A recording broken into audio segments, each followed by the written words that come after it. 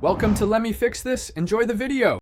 In this video, I will explain how to remove Ford Transit seats. First, let's prepare by gathering the right tools. You'll typically need a ratchet, an extension, and specific Torx bits, usually T50 and T55.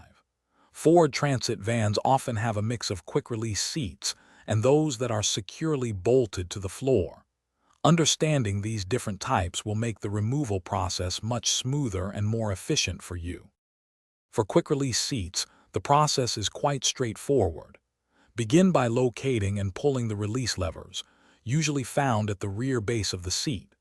Once released, tilt the seat forward and then slide it backward to unhook the front attachments from the floor tracks. Remember, these seats can be surprisingly heavy, so it's a good idea to have a friend help you lift them out of the van. When tackling bolted seats, you'll first need to remove any plastic trim pieces that conceal the mounting bolts. These bolts typically require a T50 or T55 Torx bit and a sturdy ratchet. Don't forget to detach the seatbelt bracket from the side wall, which also uses a Torx bolt. Once all 3 or 4 bolts are loosened, you can carefully lift the seat from its position.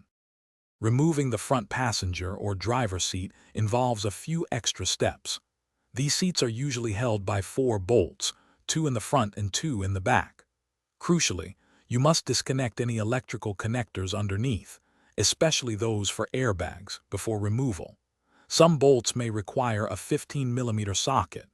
When reinstalling, always ensure all bolts are properly tightened to maintain safety and structural integrity. Thanks for watching. If you found this helpful, don't forget to like and subscribe.